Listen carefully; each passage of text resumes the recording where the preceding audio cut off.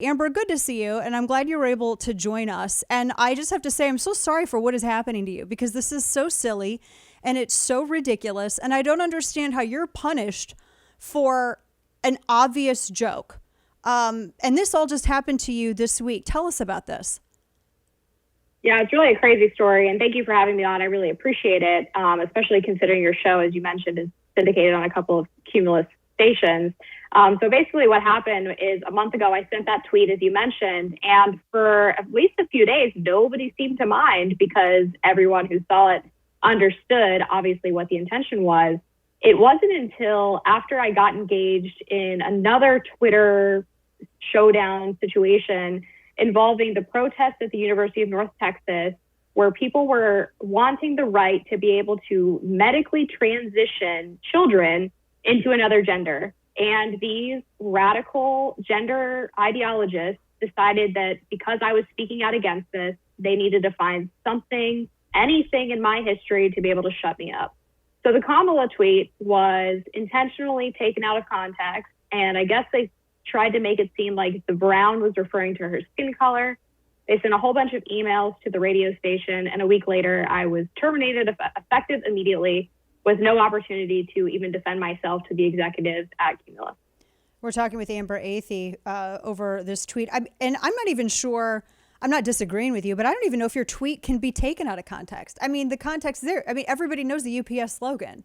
I mean, there's no way anyone with more than one brain cell to rub together is going to read this and think that you're making, I'm just going to ruin my career and make I mean, and everybody's familiar with this. It's an advertising, it's a marketing slogan. And I think this is what got a lot of people talking because WMAL is a Cumulus station, and as you noted, we're on a number of them. That's why we didn't clear this conversation with anybody before we had it because this is silly, and I can't stand it when conservatives are felled by other reportedly conservatives. I can't stand that. Did WMAL make this decision? They have a friend of mine's on there. They have a lot of great programming. I don't want to throw shade at anybody. But when the decision was made, did you get the impression, was it pressure from the higher ups brought on by the progressives, or was it the station that made the call?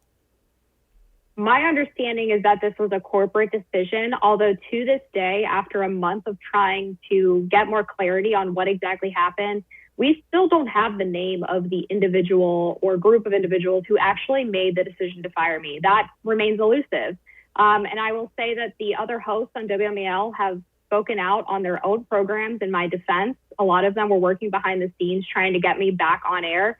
And unfortunately, they just exhausted all of their options. The two people who did call me with the decision, I don't know if they were actually involved in the decision-making process, were a woman from HR named Kristen Vancellas and the vice president of the DC area operations for Cumulus, Jeff Bowden. So those are the only two names that I can give people when they ask me who was responsible for this, because the truth is the station has really tried to avoid transparency about exactly how all of this went down. If you're not even able to face your accusers, and it's something that actually affects your career, and it also is designed to malign your character. I mean, for the people who are unaware, I mean, we played the video of the Denton, the whole North Texas University up in Denton. That was a nightmare.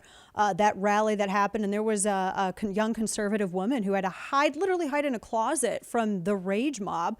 And for those people, their goal obviously wasn't just to get you removed from airwaves. It was to malign your reputation, cast you as a racist, and make you toxic for, I think, employment anywhere. And at least it worked with this first step. Did anyone, I have to ask you this, we're talking to Amber Athey, did anyone ask you before the decision was made, was there at any point, did anyone say, okay, what's up with the tweet? Or can you explain this to us? Was it just, hey, here it is, this is the decision, bye? There was no conversation with anyone outside of our show or even within the show about this tweet. This was completely out of the blue. Nobody thought that this tweet was really a problem.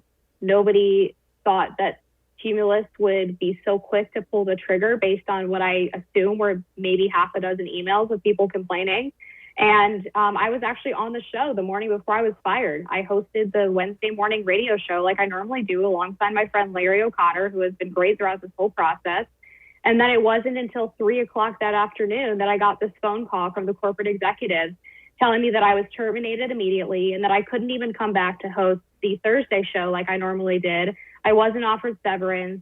I wasn't offered anything except for, hey, here's your last pay stub. Don't let the door hit you on the way out. Wow. We're talking to Amber Athey, who had tweeted when Kamala Harris wore the brown shirt, brown jacket, sitting in a brown chair, was doing a riff on UPS, saying that she looked like a UPS employee, and then quoted the UPS slogan and was maligned as being a racist when clearly it wasn't.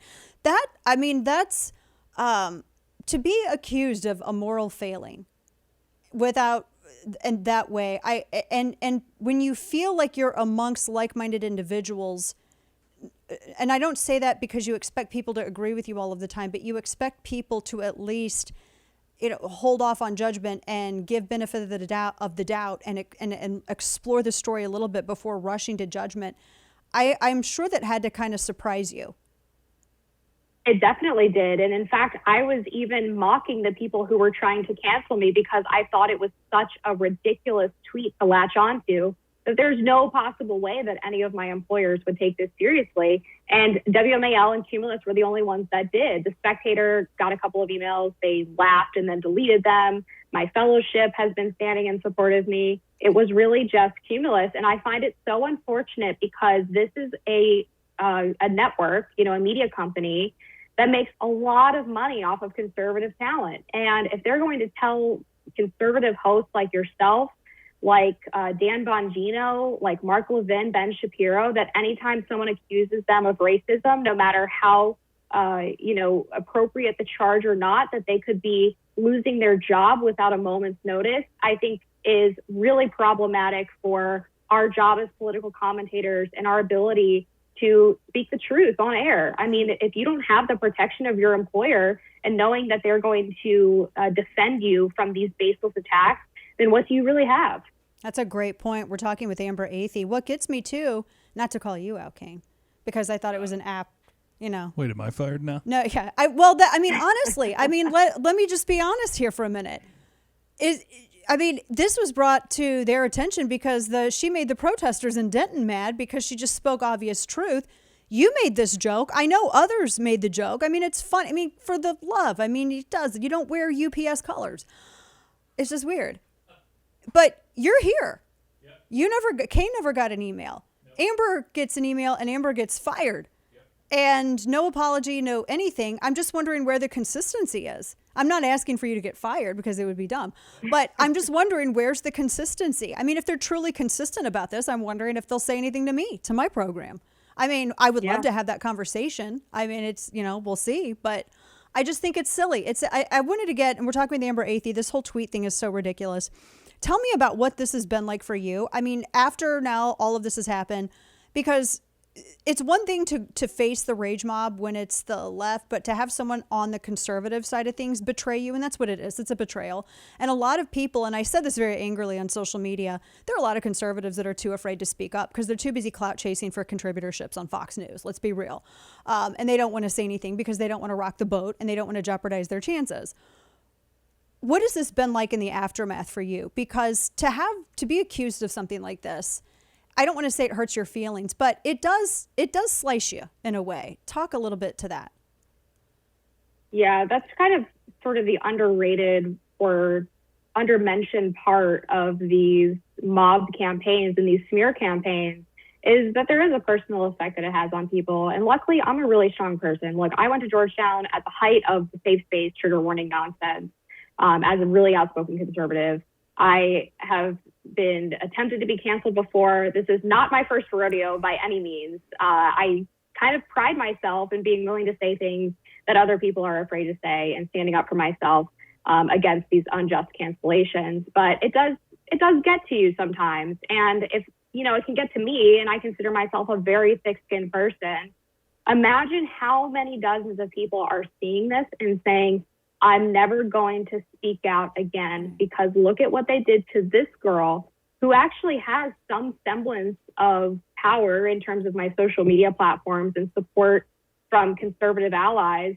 I don't have anything. I'm a random person on Twitter. I don't work in conservative media. I mean, there's a real chilling effect that occurs when things like this happen to people, because the social and professional ramifications can be so steep, especially if you don't have the support system to back you up. That's true. That's a really good point, because if they can silence you, they can silence. I mean, it gives motivation to, as you said, the chilling effect. Amber, Athey, last question for you. Are you concerned about what this means for you after this? Are you worried about any kind of professional implications? And if so, I mean, are you exploring any options to rectify this? Or, I mean, on their end to challenge them? I don't want to get you in a legal bind here, because I have no idea what you have planning, but what are you doing? I mean, are you exploring legal options? I mean, it seems unjust. Yeah, it's a good question. I was exploring legal options for a little while. Unfortunately, I am an at-will employee, and the social media policy that they claimed that I violated was so vague as to be useless. Right. It's basically a CYA policy so that they can fire you for whatever reason they want. But, moving forward, I'm not really worried about this. I think the support that I've received in the aftermath has been 100 times what Cumulus was receiving from people who were upset about the tweet in the first place. And, I still have my job at the Spectator. I still have fellowship. I'm finishing up a book. I'm going to be absolutely fine. I'm more worried about what this means for everybody else, is the ability to speak freely on matters of politics. And, if you can't criticize the second most powerful person in the United States, who can you criticize?